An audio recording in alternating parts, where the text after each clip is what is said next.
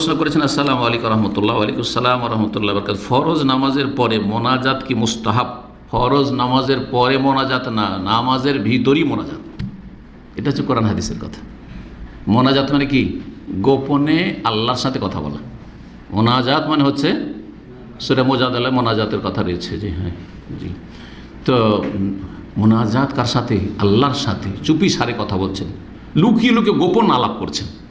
তো গোপন আলাপ সালাতের ভিতরে হাদিসে রয়েছে, সেই হাদিস এই বুখারীতে রয়েছে, ইন্নাল মুসাল্লি যা সাল্লা, মুসাল্লি যখন নামাজ পড়ে, সলাত অবস্থায় আছে, সলাতরত অবস্থায়, ইউনাজি রব্বাহু, তখন তার রবের সাথে, মালিকের সাথে কি করে? মোনাজাত করে। তার মোনাজাত সলাতের ভিতরে, সেজদায় মোনাজাত, রুকুতে মোনাজাত, তারপর আত্তাহিয়াত দুরুদ, এগুলো মোনাজাত। তারপরে আপনি আত্তাহিয়াত দুরুদ পড়ার পরে যে কোনো দোয়া পড়ে আল্লাহর কাছে আপনি দোয়া করছেন, হাত উঠাবেন না, এগুলো হচ্ছে মোনাজাত। চুপি সারে কথা বলা আল্লাহর সাথে। সালাম ফিরলে এইদিকে দেখে নিলেন, ওইদিকে দেখে নিলেন, আল্লাহর সাথে কথা বলা শেষ। আল্লাহর সাথে কিন্তু কথা বলা শেষ। তো বেদাতি মোনাজাত শুরু হয় কখন? যখন আল্লাহর সাথে মোনাজাত শেষ হয়ে যায় তখন শুরু হয়। আর সুন্নতি মোনাজাত হচ্ছে সলাতের ভিতরে। বাকি কথা হলো যে আমাদের দেশের মানুষেরা মোনাজাত মানে দোয়া করা মনে করে। যদি আপনার প্রয়োজন থাকে যে আমি সলাতের ভিতরে দোয়া করলাম, আমি বাইরেও করব, মাঝে মধ্যে আপনার প্রয়োজন, বালা মুসিবত আছে, আর কোনো প্রয়োজন আছে, অভাব আছে, আল্লাহর কাছে দোয়া করবে, যে কোনো সময় করতে পারে। সেটা ফরজ নামাজের পরেও যদি মাঝে মাঝে করেন জায়েজ। কিন্তু এই নয় যে নিয়ম বানিয়ে নিয়েছেন আপনি, না, আমার প্রয়োজন সেই জন্য এই সময় আমার দোয়া চাওয়ার প্রয়োজন।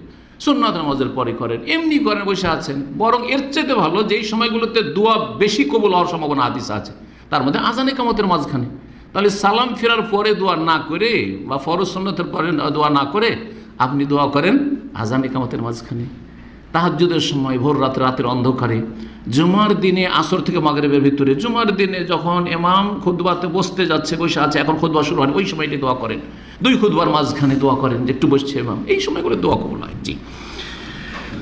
তো তারপরে বলছেন যে ফরজ নামাজের পরে যে সকল জিকির আছে সেগুলি কি সুন্নাত? হ্যাঁ, অবশ্যই। ফরজ সালাতের পরে জিকির আজকার আছে, ওইগুলো পড়বে যেগুলো হাদিস আছে। নফলের পরে করা যাবে না, নফলের পরে জিকির আজকার নেই। নফলের পরে আস্তাগফিরুল্লাহ, আস্তাগফিরুল্লাহ ওয়া আতুবু ইলাইহি, আল্লাহুম্মা তাসামিনকা সালাম তাবারাকতা ইয়া যাল জালাল, এই সব কিছুই নেই। এই সময় আয়াতুল কুরসি পড়া নেই, কোনো কিছু নেই। জি। আর তারপরে যে 33 বার এসব সুবহানাল্লাহ, আলহামদুলিল্লাহ, আল্লাহু আকবার, ওগুলোও নেই। এগুলো কার সাথে সম্পর্ক? ফরজ সালাতের সাথে। 3 নম্বর প্রশ্ন।